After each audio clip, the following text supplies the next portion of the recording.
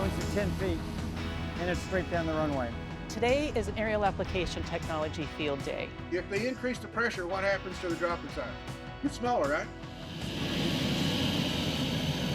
This is probably one of the funnest days we have out here.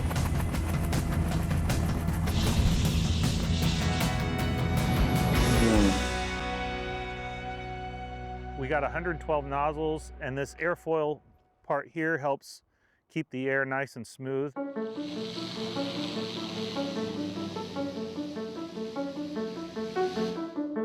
Now, we're all concerned about the ecology and the environmental safety, and yet we want to have a good, safe food supply, and we want to do a good job for the growers.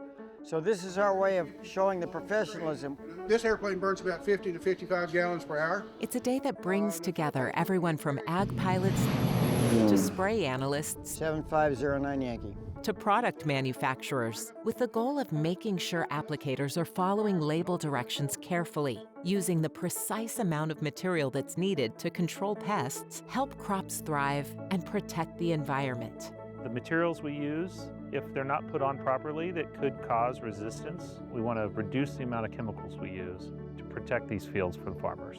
John Slicker Jr. is one of the pilots getting recertified by a third-party analyst who gathers very precise information that measures the airplane's output, specifically the spray pattern and droplet size. For today's test, they're using a fluorescent dye that stands out when it's sprayed from the aircraft onto their measuring device. So we run 3 passes on this string spectrometer. We're gathering the material, and then it'll be analyzed. And so this is testing their patterns, making sure all the herbicide hits the ground where it's supposed to, kind of giving a backup security to pilots, aerial applicators, and Valent to know that herbicides are hitting the ground the way they should. All of this data, including wind speed and plane height, is taken back to Dr. Dennis Gardesser, an expert in the field who developed technology to analyze spray patterns. And we know from doing research for years and years, 2 things. We know what size droplets are prone to either drift or evaporate. He also teaches Aerial Application Spray Dynamics 101 to these pilots. It's a way for them to earn CE, continuing education, and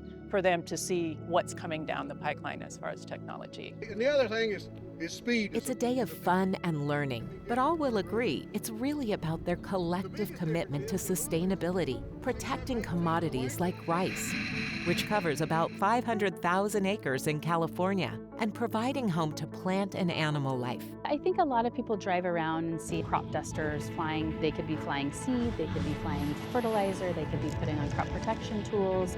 And I think the misconception is that they are really just out putting harmful things into the environment. In reality, aerial stewardship efforts like this, along with rigorous testing and innovative technology, help the agricultural aviation industry ensure a safe, better food supply. It's a mission that's so deep, it brings together crop protection manufacturers Valent USA and Corteva to find solutions that also help the farmer who faces increasing challenges. At the end of the day, they want to be able to farm that ground for generations to come. Rice industry in California especially has a lot of weed pressure, and there are not very many materials for growers to use as options. So it's really important that we work with each other to allow for these products to last a long time. To make sure that we are putting the product where it belongs. Everybody in these communities relies on each other, and we know that one person not doing their job impacts somebody else's success or their yields. We all have to be on our game, working together for that common goal. We all really care about our industry. We care about not just rice, but how applications are being made and stewarding products efficiently. It's like a big family. Agriculture's always felt like a big family, and we all have a true love and passion for agriculture. So it just shows that we're willing to team up and get the work done.